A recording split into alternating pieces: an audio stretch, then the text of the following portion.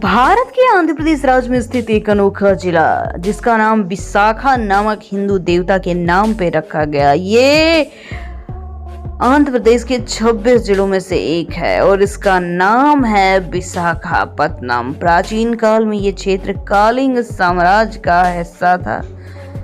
ये चोल, चालुक्य और विजयनगर साम्राज्य में भी अपनी खास झलक दर्शाता नजर आएगा, क्योंकि उनका प्रभाव इस जगह पर खूब समय तक बरकरार रहा।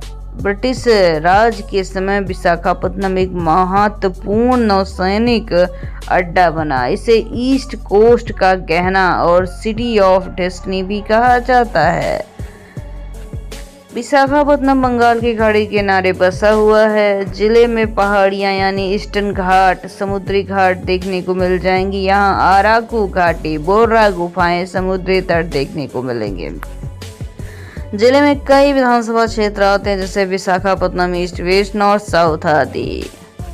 प्रमुख राजनीतिक दल की बात की जाए तो YSR Congress party, Telugu Desam party, Bharatiya Janata party. पड़ोसी जिले की बात की जाए तो विजय नगरम उत्तर में, पश्चिम में अलीरी सीताराम राजू जिला, दक्षिण में अनाकापल्ली जिला, पूर्व में बंगाल की खाड़ी समुद्र है।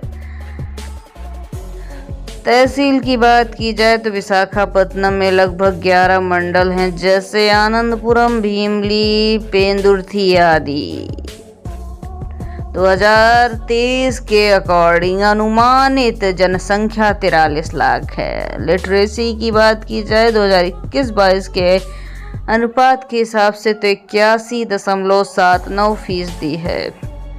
खुशी की बात यह है कि लिंगानुपात काफी अच्छा है। 1000 पुरुषों पर 1005 महिलाएं हैं। क्षेत्रफल की बात की जाए तो 6610 वर्ग किलोमीटर में फैला हुआ एरिया माना जाता है। नदियों की बात की जाए तो शारदा नदी, थांडवा नदी और गोस्थानी नदी प्रमुख हैं। भाषा की बात की जाए तो तेलुगु, अन्य भाषाएं हिंदी, उर्दू, अंग्रेजी।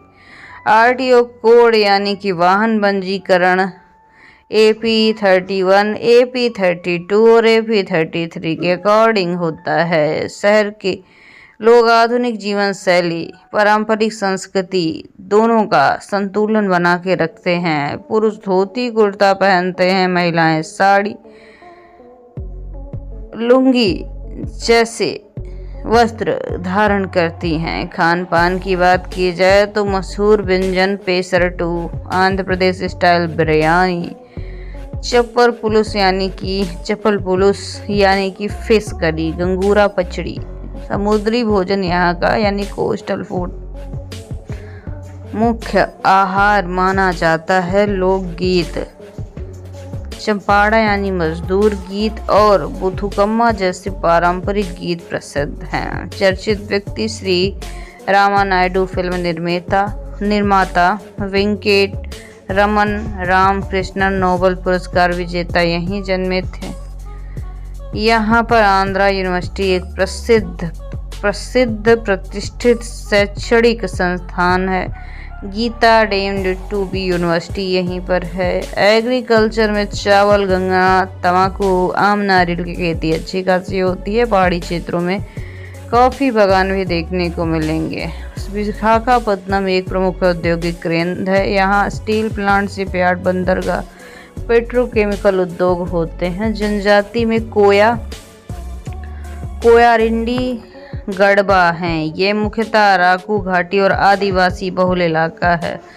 बॉक्साइट, लौह अयस्क, चूना पत्थर खनन में यहाँ पाए जाते हैं। अराकू घाटी के आसपास बॉक्साइट के भंडार देखने को मिल जाएंगे। महिला शिक्षा, स्वास्थ्य, नौकरियों के क्षेत्र में भागीदारी निभा रही हैं। ग्रामीण इलाकों में इनकी जागरूकता और सशक्तिकरण को आप देख पाएंगे। त्योहार उत्सव की बात की जाए तो विशाखापत्तनम फेस्टिवल यानी विशाख फेस्ट बहुत प्रसिद्ध है। उगादी, मकर संक्रांति, गणेश चतुर्थी, दिवाली, बथुकम्मा बड़े धूमधाम से मनाए जाने वाले फेस्टिवल में आते हैं। विशाखापत्तनम को गोवा ऑफ द ईस्ट भी कहा जाता है क्योंकि यहाँ पर बहुत सारे बीच हैं। यहाँ का रुषिकोंडा बीच इतना सुंदर है कि कई बार इसे भारत का सबसे अच्छा बीच कहने में कोई कसरवाई करना बेवकूफ़ी होगी। विशाखापत्तनम का आईएनएस कुर्सुआ सबमरीन म्यूजियम भारत का सबसे पहला सबमरीन म्यूजियम है। यहाँ की बोरा गुफाएं बहुत ही सुंदर हैं। कुर्सी की पेटी बांध लीजिए क्योंकि आपको अब हम विशाखापत्तनम का वर्चुअल टूर घर बैठे कराएंगे। विशाखापत्तनम एशिया के सबसे बड़े प्राकृतिक बंदरगाहों में यानी पोर्ट में से एक है। नंबर 1 की बात की जाए तो रुषिकोंडा बीच भी यहीं पे है। बंगाल की खाड़ी के किनारे ये बीच अपनी सुनहरी रेत और साफ पानी के लिए काफ़ी प्रसिद्ध है। ये बीच तैराकी, स्कूबा डाइविंग, विंड सफरिंग जैसे वाटर स्पोर्ट के लिए काफ़ी आदर्श माना जाता है। सूर्योदय और सूर्यास्त के समय इसका नज़ारा बेहद मनोरम होता है। यहाँ कई फूड स्टॉल, स्थानीय समुद्री व्यंजन मिलते हैं। बीच के पास कई रिजॉर्ट और होटल भी हैं जहाँ से समुद्र का दृश्य काफ़ी सुंदर है। बीच पर हरियाली, साफ, स्वतंत्र, स्वच्छ वातावरण परिवार और कपल के लिए काफ़ी अच्छी जगह है। पर्यटक यहाँ बोटिंग, पैरासेलिंग का मजा लेते हैं। इसे विशाखापत्तनम का गोवा कहा जाता है।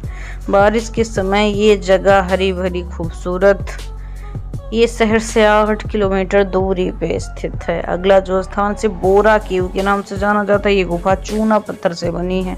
150 मिलियन साल पुरानी है। गुफा के भीतर आज भी स्टेलाइट्स और स्टैलेग्माइट की आकृतियां बनी हैं। यहाँ की गुफा को रंगीन लाइटों से सजाया गया है जिससे आज भी आकर्षक दिखाने में कोई कसर नहीं छोड़ी जाती। स्थानीय लोग मानते हैं कि भगवान शिव का यहाँ वास था। गुफा के भीतर प्राकृतिक जलधाराएं बहती हैं। गुफा कई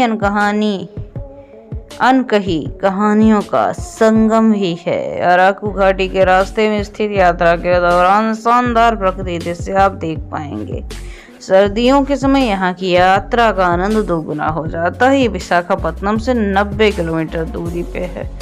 अगला जो स्थान है इसे अराकू वैली के नाम से जाना जाता है। आंध्र प्रदेश का इसे स्वर्ग भी कहा जाता है। ये हरियाली, कॉफी बागान, ठंडी हवाएं पर्यटकों को मंत्रमुग्ध कर देती हैं। घाटी आदिवासी संस्कृति और नृत्य का प्रमुख केंद्र है। यह आदिवासी संग्रहालय यानी ट्राइबल म्यूजियम स्थानीय जीवन शैली को दर्शाता है। अराकू की ऑर्गेनिक कॉफी दुनिया भर में मशहूर है। सर्दियों में यहाँ हल्के कुहासे की चादर छा जाती है जो वातावरण को जादुई बना देता है। घाटी में ट्रैकिंग, बाइकिंग, कैंपिंग के लिए अच्छा उदाहरण है। अनंतगिरी हिल्स और काकती वाटरफॉल भी यहाँ पर देखने को मिल जाएगा। कातिकी वाटरफॉल। विशाखापत्तनम से अराकू घाटी तक का ट्रेन सफर बहुत रोमांचकारी और सुरंग से भरा है। विशाखापट्टनम 120 किलोमीटर यहाँ से दूर है। कैलाशगिरी एक सुंदर हिल टॉप पार्क है जो समुद्र और शहर का शानदार दृश्य दिखाता है। ये विशाल पार्क शिव पार्वती की मूर्ति से सजा हुआ है। रज्जू मार्ग यानी रोपवे द्वारा चढ़ने पर बहुत रोमांचक फीलिंग आती है। हिल पार्क में गार्डन, ट्रेन की राइड, फूड कोर्ट है। यहाँ से सूर्योदय और सूर्यास्त का मनमोहक दृश्य देख पाएंगे। रोमांटिक कपल के लिए बड़ी अच्छी जगह है। नाइट व्यू में रोशनी से सजी कैलाशगिरी अलग ही चमकती है। बच्चों के लिए भी एरिया देखने को मिलेगा। इसमें ट्रेन टॉय भी है। विशाखापत्तनम के बीच तट और हरियाली का इस दृश्य आप और अच्छा अनुभव कर पाएंगे, इसलिए यहाँ मिस मत कीजिएगा आना। अगला जो स्थान है इसे यार्डा बीच के नाम से जाना जाता है। यार्डा बीच एक शांत और कम भीड़ वाली जगह है जो प्राकृतिक सौंदर्य का उदाहरण है। चारों ओर से हरियाली से ये बीच द्वीप जैसा लगता है। यहाँ का पानी साफ, स्वच्छ, नीला जो तैराकी के लिए उपयुक्त। फोटोग्राफरों के लिए तो ये एक स्वर्ग है। यहाँ से बंगाल की खाड़ी का विस्तृत दृश्य दिखाई पड़ता है। यहाँ का शांत वातावरण ध्यान और योग के लिए आदर्श है। सूर्यास्त का दृश्य बेहद आकर्षक, दिल को छू लेने वाला है। बीच तक पहुंचने का रास्ता सुंदर पहाड़ी इलाकों से होकर जाता है। यह एक बेहतरीन पिकनिक स्थल है। विशाखापत्तनम से लगभग 15 किलोमीटर की दूरी पर स्थित है। थेटला कोंडा नाम तेलुगु शब्द में थेटला और कोंडा से मिलकर बना है, जिसका अर्थ है पत्थर के जलकुंडों की पहाड़ी। यहीं पर थेटला कोंडा विशाखापत्तनम आंध्र प्रदेश के भीमुनीपट्टनम के पास एक प्राचीन बौद्ध स्थल है, जो समुद्र तल से 128 मीटर की ऊंचाई पर स्थित है। ये 12वीं शताब्दी ईसा पूर्व में तथा दूसरी शताब्दी ईस्वी तक बौद्ध केंद्र रहा है, जहाँ का निकाय बौद्ध धर्म का पालन करता है। ये क्षेत्र प्राचीन कलिंग साम्राज्य के अधीन था, जो श्रीलंका और दक्षिण पूर्व एशिया में बौद्ध धर्म के प्रसार की महत्वपूर्ण भूमिका को निभा पा रहे थे। यहाँ रोमन साम्राज्य के साथ व्यापारिक संबंधों के प्रमाण मिले हैं। रोमन चांदी के सिक्के और अन्य पुरातात्विक वस्तुएं मिली हैं। पुरातात्विक खोजों की बात की जाए 1976 में भारतीय नौसेना द्वारा हवाई सर्वेक्षण के दौरान इसकी खोज हुई। 1988 से 93 तक आंध्र प्रदेश राज्य पुरातत्व विभाग द्वारा खुदाई की गई, जिसमें महास्तूप, विहार, चैत्यगृह, जलकुंड और संरचनाएं मिली हैं। यहाँ से टेराकोटा टाइल, बुद्ध प्राचीन मिनिएचर स्तूप मॉडल, ब्राह्मी लिपि के भी शिलालेख मिले हैं। इसके साथ अगला जो स्थान है, इसे भी इग्नोर करना बेवकूफ़ी ही होगी। यह स्थान है सिंहचलम टेम्पल, जिसे श्री वाराह लक्ष्मी नरसिंह स्वामी मंदिर के नाम से जाना जाता है। आंध्र प्रदेश के विशाखापत्तनम में एक प्रसिद्ध हिंदू तीर्थ स्थल है। भगवान विष्णु को नरसिंह अवतार को समर्पित है, जहां वे वाराह यानी सुअर और नरसिंह यानी सिंह मानव के रूप में पूजित है। मंदिर का निर्माण 11वीं शताब्दी में गजपति राजाओं द्वारा बनवाया था। 13वीं शताब्दी में पूर्वी गंगा वंश के राजा नरसिंह देव ने प्रथम मंदिर का पुनर्निर्माण कराया। मंदिर का उल्लेख 11वीं शताब्दी के अभिलेखों में भी मिलता है, जो इसकी प्राचीनता को दर्शाते हैं। मंदिर की वास्तुकला कलिंग और द्रविड़ शैली का अनोखा मिश्रण है, जिसमें ओडिशा और दक्षिण भारत की स्थापत्य कला का झलक मिलता है। मंदिर का मुख्य द्वार गर्भगृह पश्चिम की ओर मुख किए हुए है, जो हिंदू परंपरा में विजय का प्रतीक माना जाता है। मंदिर में 3 प्रकार के आंगन, 5 द्वार, जो इससे किले जैसा स्वरूप प्रदान करते हैं। यहाँ का मंडप, नित्य मंडप 16 स्तंभों से सुसज्जित है। विवाह मंडप में 96 स्तंभ, सुंदर नक्काशी देखने को मिल जाएगी। अगर आप आना चाह रहे हैं तो अक्षय तृतीया के दिन यहाँ विशेष अनुष्ठान चंदन लेप लगाया जाता है। भक्तों के लिए अच्छी व्यवस्था देखने को मिल जाएगी। मंदिर भगवान नरसिंह की मूर्ति वर्ष भर चंदन के लेप से ढकी जाती है, जिससे वो शिवलिंग के समान प्रतीत होती है।